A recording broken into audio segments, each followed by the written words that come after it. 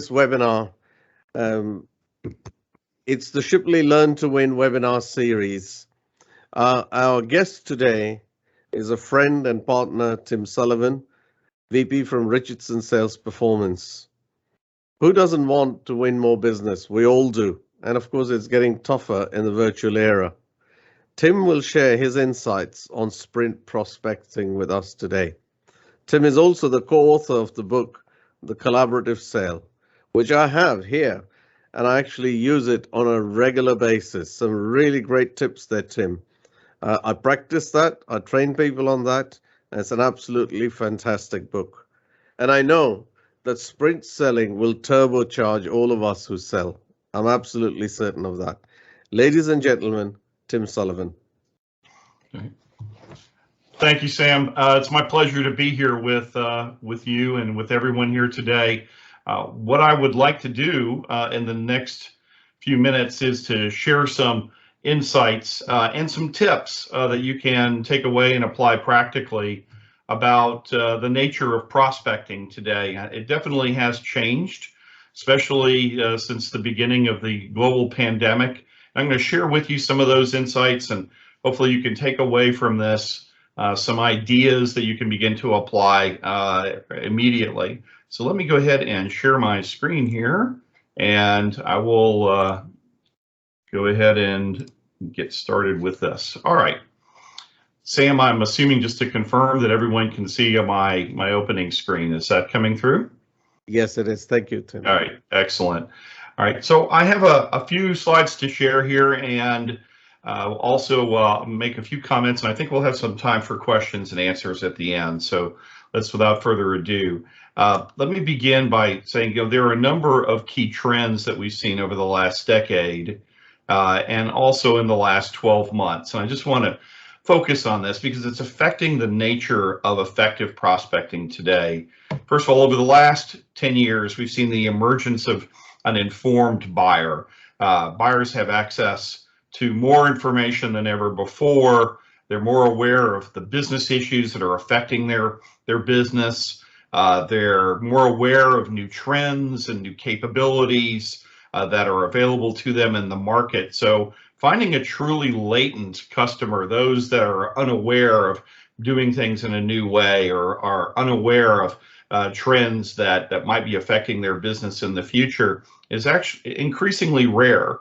Most buyers today form a vision of a solution in their mind because they do have access to a wide array of information that they didn't have previously. And so buyers today are very comfortable with researching and collaborating internally and with external parties to explore potential solutions. And they might do that before they ever engage a potential solution supplier.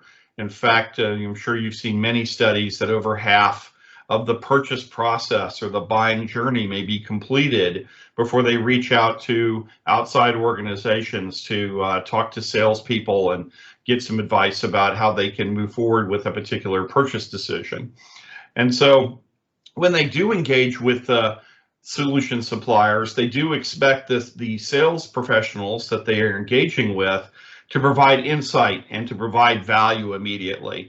The days of having time to build rapport and to get to know each other are long past today. Now they expect, when they do engage with someone who can provide them with a potential solution, they expect those sellers to provide insight, to have an understanding of their situation. And so as a result, this has changed prospecting very significantly. Buyers are increasingly reluctant to respond to traditional kinds of broadcast emails and broadcast mailings and traditional kinds of approaches where the messages are fairly diffuse and not very specific. Instead, what we're finding now, especially over the last 12 months, that buyers and potential customers are looking for personalized messages. They're looking for things that are about them and their business and the specific challenges that they have. There have been a number of trends just in the last year that I think we need to bear in mind. First of all, well, we call it post-COVID. We're not quite there yet, but there is some light at the end of the tunnel, as they say. So It looks like we might be getting closer to the end of the global pandemic than we are at the beginning, which is good news. But we have a ways to go, obviously. But that has dramatically changed the way that our prospects are interacting with their customers and the way that their channels are engaging with potential prospects as well. So everything is done virtually. The dynamic of face-to-face kinds of meetings is largely evaporated. So new skills, new channels, new ways of approaching customers is now the norm. Also, we've seen an increasing amount of industry convergence. We've seen organizations moving into adjacent or similar kinds of industries. So that's changed the nature of prospects' needs pretty significantly. And that trend seems to be accelerating as people are looking for new ways to generate revenues in these rather challenging times. Also, we've seen a dramatic increase in the number of people that are involved in purchase decisions, especially business to business strategic purchase decisions. Gartner Group did an analysis and saw that the number of people who are involved in a purchase decision or an evaluation has more than doubled in the last 6 years. So it's moved from an average of about 3 to more than 6.5 today, and they see that trend continuing. So there are more people that are now involved in a purchase decision, and that's happening because of an improvement in communication technologies, and also it's a good risk mitigation strategy for making sure that the organization is making a good decision. So that means for us as prospectors, there are more touch points, and there are more people that we need to connect with in order to be able to gain entry and to be relevant to that particular customer. So as a result of all of these trends, certainly prospecting has changed. And the old days, as I said, of I call it spray and pray, where we just simply spray generalized messages to potential targeted potential customers, and seeing a fair number of those come back to us. Those days are over.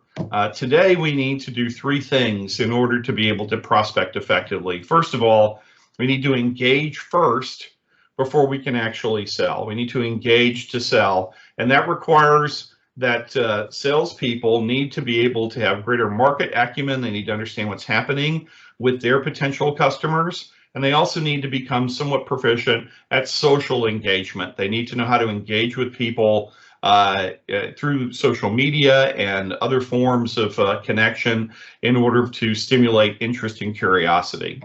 Also, according to our latest research, almost 90% of salespeople today don't generate or don't get enough leads from marketing in order for them to achieve or make their assigned goal or quota. And so they have to generate their own opportunities. They have to generate their own business to supplement what they get from marketing, if they get anything at all. And that means they need to be their own micro marketer. They have to be able to be their own marketing department.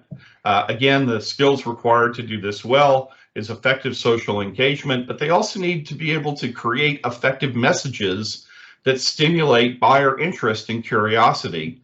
And as I'll show you in a little bit here, they also need to generate plans for reaching out to prospects in an effective way. There are also a variety of tools that are available today to make that easier for sales professionals, and we'll chat about that in a minute. But the point is that you can use those tools very badly, all right, and generate really bad results very efficiently, which is not what we want to do. So learning how to be your own micro marketer to engage with potential customers is now becoming the norm, or is the norm, for sales professionals today. And then finally, and I've alluded to this a little bit earlier, we need to challenge the it's a numbers game mindset, which is, well, if I send out 2,000 email messages and I get 20 replies back, that's a good response rate, and then I can focus on those 20. That really doesn't work very well today. In fact, increasingly, buyers and prospects for our goods, our services, our products, our capabilities are very reluctant to respond to that kind of generalized messaging. So the old spray and pray methods, as I mentioned earlier, are increasingly ineffective. Those response rates continue to decline for those kinds of campaigns. Instead, what we need to embrace is more of a learn and earn relationship, which is we need to learn about our prospects, develop personalized messages or messages that are relevant to that particular organization, and then earn their trust and their willingness to engage with us by demonstrating that we have insight around how we might be able to improve their situation. So fewer prospects, but more focused on individuals. Account-based marketing was a trend that started to use these kinds of principles, but account-based marketing has a lot of good aspects to it. But as individual salespeople, when we're generating or trying to create prospects for our targeted customers, we need to first engage before we sell. We need to be our own micro marketer, and we need to develop highly personalized campaigns that are, not a numbers game, not a general broadcast. One of the ways that we can do this, because there is more effort involved for sales organizations today to do this well, but what we've seen over the last 2 years is more of an embracing of using agility concepts. Agility comes from, or agile development concepts come from the software development industry, where rather than design requirements and then do all the work to build the product and then test it, instead of breaking it down into short bursts of activity where it's much more reflexive or responsive to discoveries as you're going along, is a much more effective way of creating a software product. And so we've seen that now moving into or being embraced by sales organizations.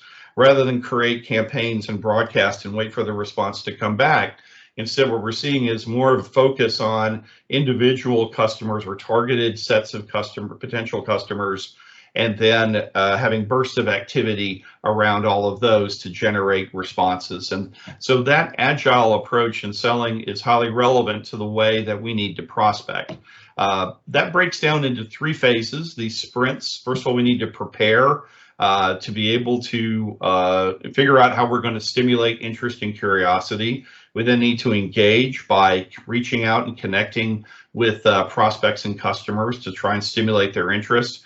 And then we need to reflect on that. We need to advance. For those who do respond, we need to follow through. And for those that don't, we need to reflect on that and see how we can make that better, and then move on to the next burst of activity. So I would implore everyone here who's listening to embrace an agile approach to prospecting as opposed to traditional kinds of campaigns and approaches. So those 3 phases, what does that mean for in a sprint for prospecting? What happens in each of those phases? So in the prepare stage, first of all, we need to understand for our targeted customers that we have selected that we want to stimulate interest and curiosity and get some engagement with them. We need to build some acumen. We need to build some understanding of the challenges that they have.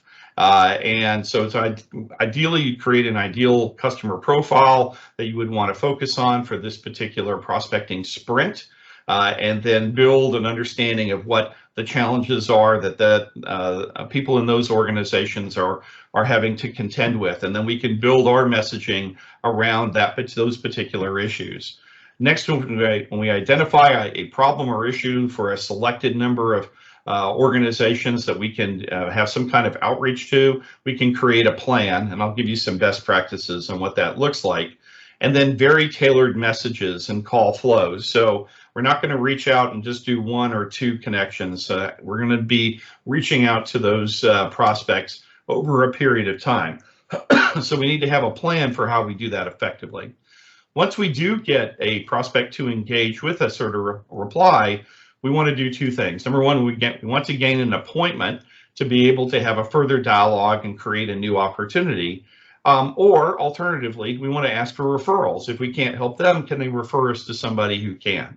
And this last part, asking for referrals, the vast majority of salespeople don't think about that in terms of prospecting, but you can be very effective at being able to connect with the right people and generate more opportunities.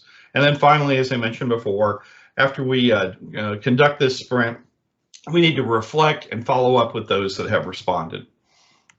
So let's talk about each of those in turn, and specifically about building acumen and engagement. So the first rule here is that You don't want to sell when you're engaging initially. Prospects don't want to be sold to, but they do want to be engaged, to talk to experts, to talk to people who can provide insights, to people who can provide some perspective on how they can handle the challenges that they're having to contend with. So we want to stimulate interest and curiosity, and then earn the right for a further dialogue. So we need to do that. We need to understand the customer's industry, the customer's business, and the challenges that they're contending with. We did some research where we interviewed a fairly substantial selection of B2B decision makers, in particular in the technology industry, some large companies, and we asked them to rate a wide variety of different attributes that they value in solution suppliers and sales professionals that are approaching them. And in fact, as you can see here, those that rated these different aspects in terms of importance is either very important or important. The number one response there is, well, I'm expecting to talk to salespeople who understand their own products and their own services, their own capabilities. That was the number one answer. But then we got a whole bunch of answers right behind that about their business. I want sellers who can understand my issues, my industries, that they have relevant case studies that they can be brought to bear, that show me how they can solve similar problems to what I have, and maybe from there I can extrapolate what the value might be for me. And then I want people who understand my business. I don't want to have to educate them. So we do need to understand our own capabilities, but more importantly, we also need to have situational fluency. We need to understand what our prospects' business is all about, and we need to do that before we engage with them. So what does engagement look like? Well, we break it down into 4 things. Number one, we want to target the right customer. So building an ideal customer profile is the beginning of effective prospecting. What does an ideal customer look like? And you want to break that down into a manageable number with a similar kind of a challenge or issue, right? We want to identify the accounts that fit within that profile. Who are the titles that we need to connect with, right? And what are the potential business pains that we can address? Business pains being a critical business issue or potential missed opportunity. And once we have a good target, then we can actually listen. We can set up monitor alerts like Google alerts, for example, on those companies and begin to get educated about the kind of businesses that we are trying to reach out and connect with. And also it makes sense to look at, well, for these particular kinds of companies, where do they participate? Where are they active in terms of their social media? What kind of industry groups are they involved in? Well, we need to participate in those as well, and then begin to review any of those kinds of posts. Those who go on LinkedIn and look at people's profiles, see what they have participated in, what they have posted, to be able to understand the kinds of challenges and issues that they're concerned about. And then you can begin to network by connecting on those social media sites, looking for people in your target or ideal customer profile that you can then begin to engage with. And then you can begin to use personalized requests to be able to stimulate their interest and curiosity. So there are a variety of ways to do that. For example, this is just a very simple example. If you're in a LinkedIn discussion group, for example, and you see that someone that is from an organization that you've identified as an ideal customer for you, you can respond. You can say, hey, I understand what your point of view is. We have a point of view on this as well. In fact, here's some research or a white paper or a link to a website that you might find of interest to contribute to the conversation. And the point is that you want to position yourself as an expert and engage with them, stimulate your credibility or their curiosity by showing your expertise and your capabilities in a way that doesn't sound like a sales pitch. All right. So what we're trying to do there is to engage with them. And by the way, using hashtags at the end of your posts is a great way to make that more findable. So people are looking for experts that they might want to chat with. They do use these kinds of search terms that are hashtagged to be able to make it easier for them to find you. So we always recommend that you add those to the end of your interactions with customers in these social media sites. 3 general trends that I also want to comment here. Number one, don't use social media as a broadcast promotion. Many salespeople make that mistake. In fact, in some social media sites, they'll actually ban you or kick you out if you are using their channel just simply to issue, what feels and looks like advertising. Also, don't ask for something without first demonstrating. We call that the concept of give to get.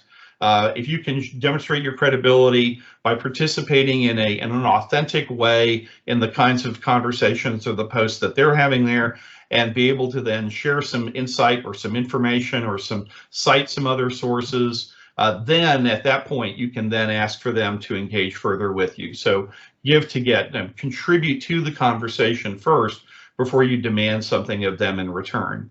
And I did mention use those hashtags, which makes it much more findable. By the way, we'll give you a copy of this presentation if you have an interest, and you can read through these in more detail. So I won't read every word on the slide here, but also when you connect, sometimes it's good to share some personal information in an appropriate and authentic manner. Say, hey, look, I noticed that we're both connected to this person, or we both belong to the same group, or here is some, I'm speaking to you from this location. It looks like we should have that in common. So if you can show, or if they've recently won an award, or you've seen from your research that they've spoken at an event recently, it's good to cite that. So it's good to maintain or try to create some kind of personal connection first in your interactions. And then you can ask for their help. Say, hey, look, I am looking for people who are struggling with this issue. I'd like to be able to learn more about that. Can you give me more information about that? And then the most important thing is be human, be professional, but don't be impersonal. You can use humor appropriately and so forth, but you need to be able to connect with people on a human level first before you get down to business.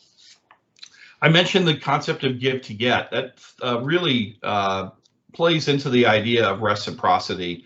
Psychologically, we find that we want to respond to people who have done us something that we value, something that we find of interest or of value. So if we're providing information, or if we're providing some insight in these kinds of interactions, it's our natural instinct to want to reply or to reciprocate with those kinds of individuals. So it's easier to engage if you understand the concept of reciprocity. Next, we want to create a plan. And once we identify some target ideal customer profiles around this prospecting sprint, we want to focus on stimulating curiosity and interest before we ask for the appointment. Once we stimulate someone's curiosity, then they'll come to us and they'll ask us, well, tell me more about that. And now we have the right to then ask for a meeting. And to that end, I would ask the audience here, so how many touches or how many outreaches to a prospect do you think are best practice today? You might be surprised at the answer. Most salespeople, the vast majority actually, might do only 1 or 2 touches with a prospect and not get any reply, and then they give up. According to research conducted by SalesLoft and other sources, Demand Gen is another source that did this study. The answer is that 15 touches is a best practice. 15 outreaches are sometimes necessary, especially when you're trying to reach people at an executive level. So having a plan for managing that many number of outreaches or that many number of touches is absolutely essential, because we want to do it in a way that doesn't feel like we're stalking people, that we're actually stimulating trying to show that we can create value for them over a protracted period of time. And so developing a cadence or a plan for how we're going to reach out to potential prospects is an important part of our prospecting sprint. And so we do want to think of this in terms of maybe a 30 or 45 day campaign to have that outreach to that organization. And we're going to start with a high number of touches in the first 10 days, maybe 2 touches on day 1, and then maybe follow that up with a pair of calls, and then an outreach through social media over a period of time, and then less frequently as you go through the cadence. But planning that out so we can have at least 15 touches over a period of time is a really good best practice. We get the best results. Sometimes it might take 10 or 12 touches of meaningful interaction before a customer or potential prospect responds to us.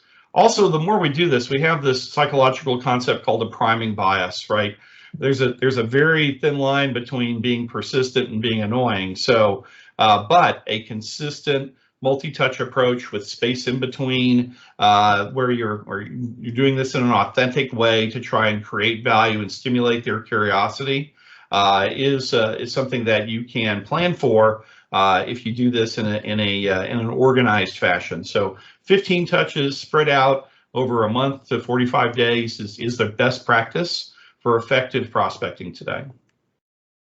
Now, what are we going to say? That's the question in this sprint. So it's one thing to plan out how we're going to connect with them and use a variety of media to do that. But the question is, what are the messages? And so we want to create messages in a call flow that makes sense. So we want to share and express the value that we want to add to that relationship. So a few considerations on messaging.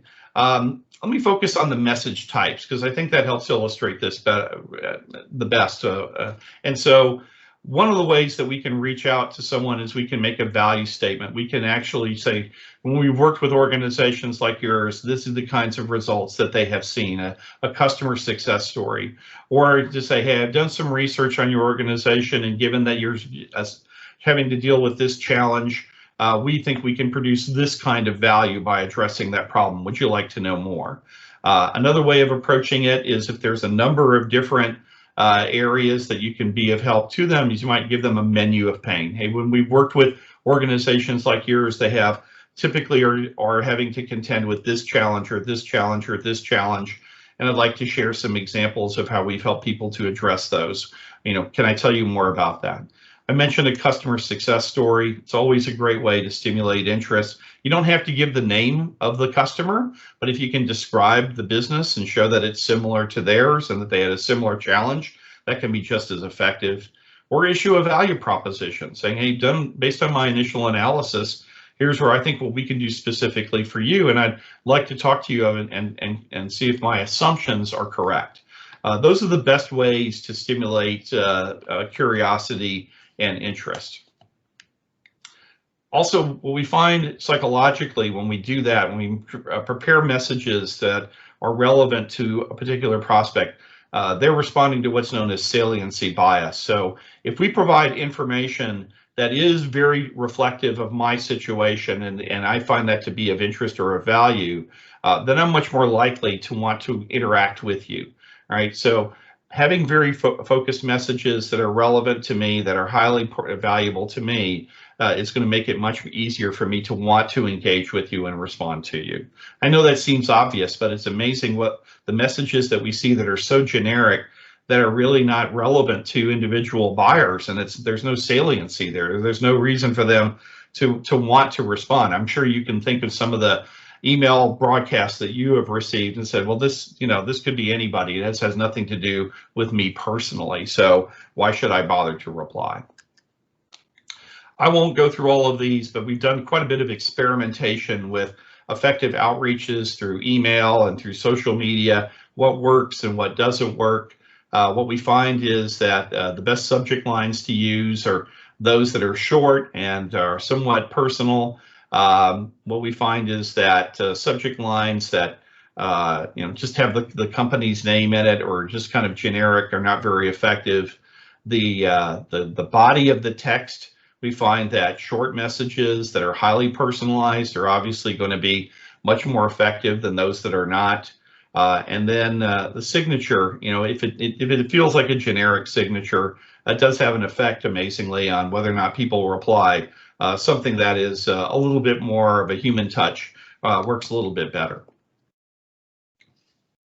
So once we engage with the customer, now we want to gain the appointment.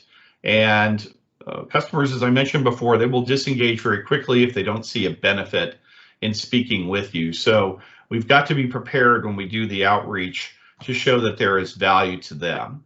And so the way we do that is we want to connect with them following up on the outreach that we have done previously so that they understand that it's part of the chain of connection that you're trying to make here, and then hinge to something that's relevant to their situation.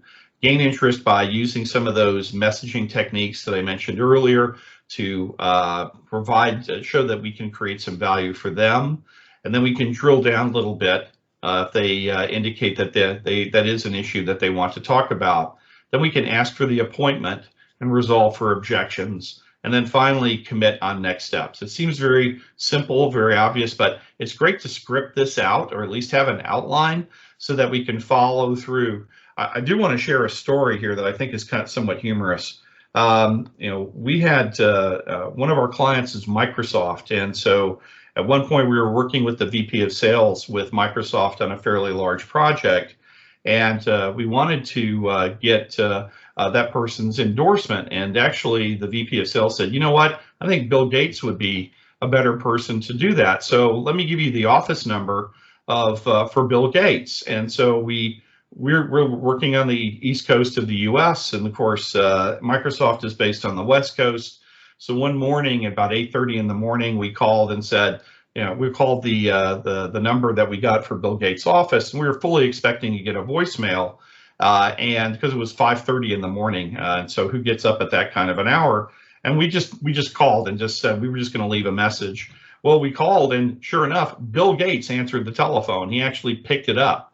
The humorous thing about this is because we weren't prepared for the conversation, our salesperson who had done the outreach, frankly, they panicked and they hung up. So having a plan to engage when someone does actually reply can go a long way to building your credibility. We had a whole nother effort to try to get connected with him. We missed our opportunity there. All right. So some strategies for engaging with gatekeepers, because often people still use administrative staff and assistants to protect their time.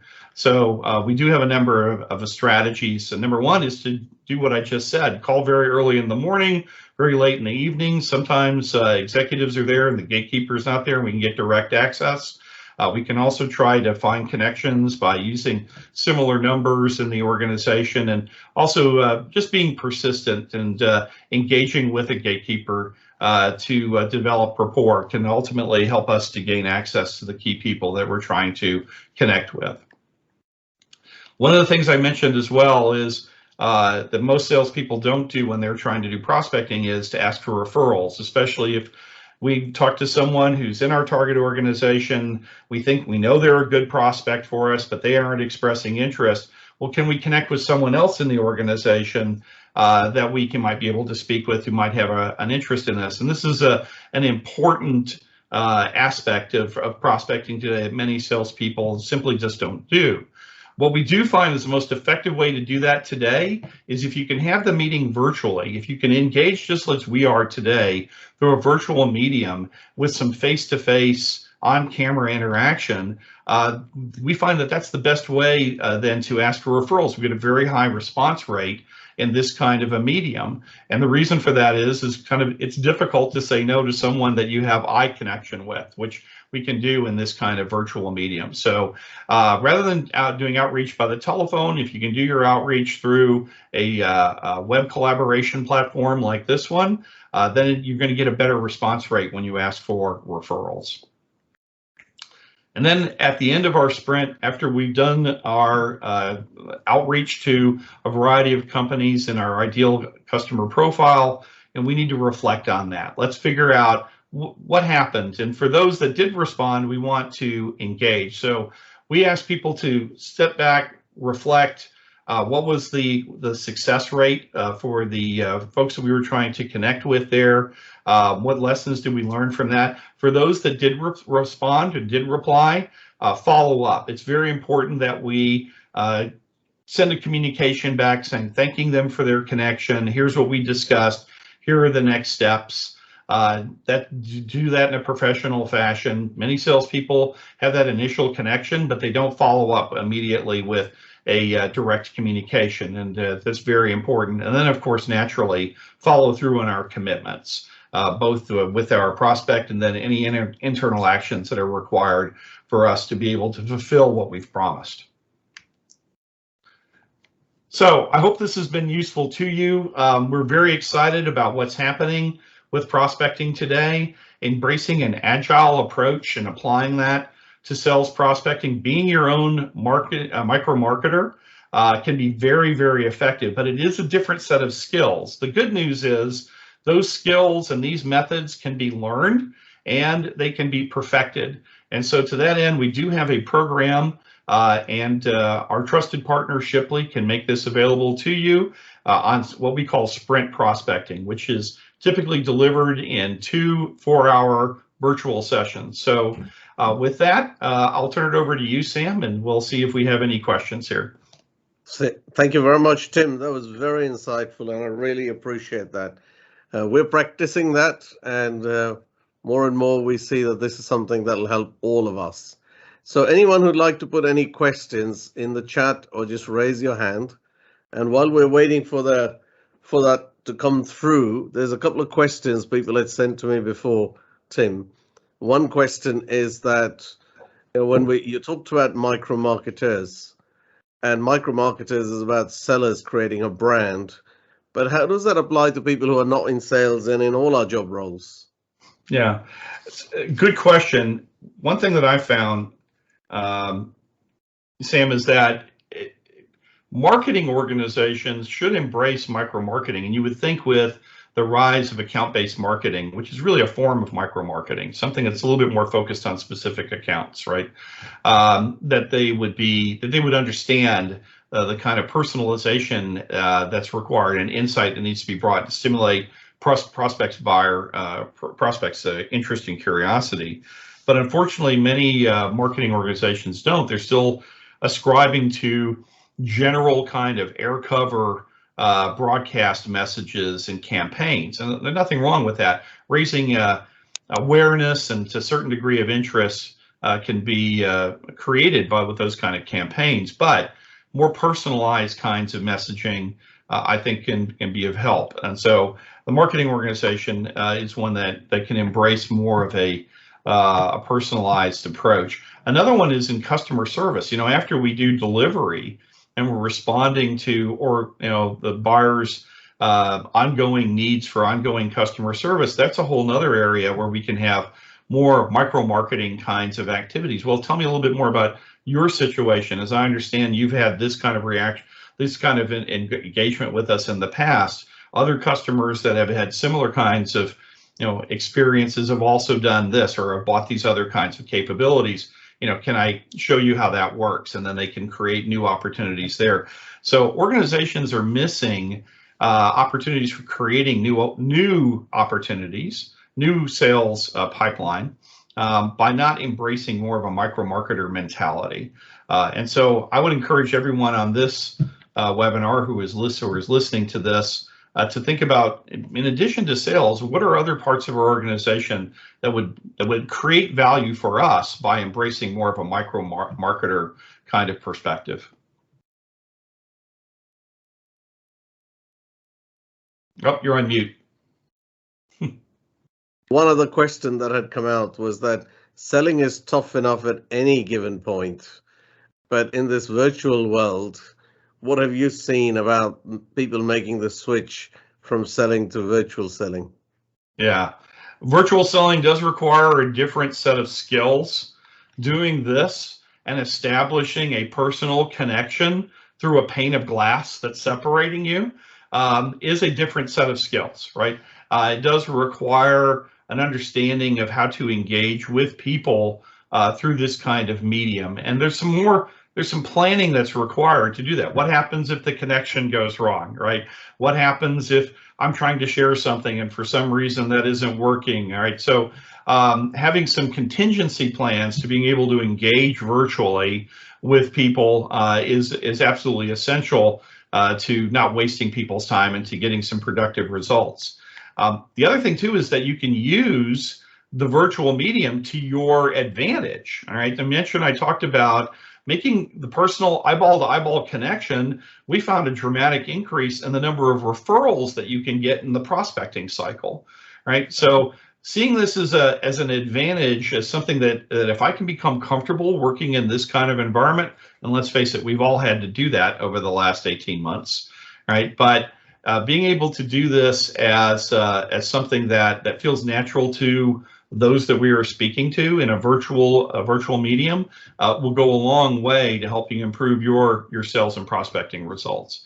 One last comment on engaging virtually is we find that buyers are increasingly comfortable at engaging through this kind of medium as well, especially executive level buyers.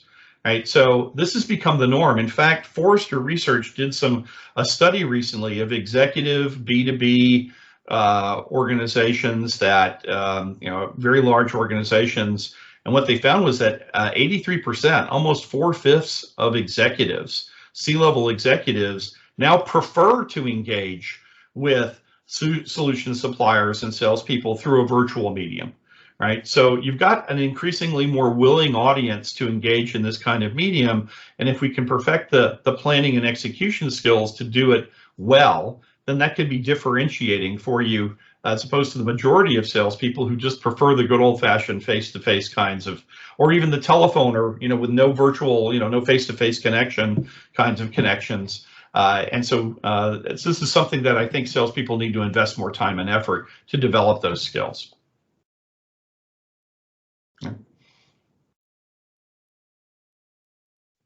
So thank you, Tim. Any questions coming up, Savio?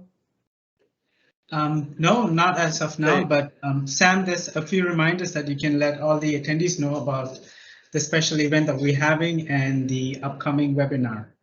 Yes, so why don't you go ahead and tell us that, Savio? So this Saturday, we're going to have a special event for all our attendees and guests, especially all our friends. It's in mark of celebrating our friendship with every one of you. So please make some time available this Saturday at 7 p.m. If you have not yet RSVP'd to this special program, special concept that we are having with Seven Eyes, and Tanya Wells is going to be singing for us beautiful Hindustani music and ghazals and Sufi. So requesting all of you all to please make some time available to attend this wonderful evening along with us. And also the upcoming webinar that's going to be happening very soon next month. It's about how we can explore business in the EU. Last time we had a session with Frederick Lam that was about exploring business in the Nordics, but this is more specific to EU. So we're looking forward to that. Thank you. Thank you, Savio, and thank you very much. And Tim, would love to have you back on the sequel to this, which is sprint selling. So this is a great insight, and we'll have you back either in November or December, if that's okay with you.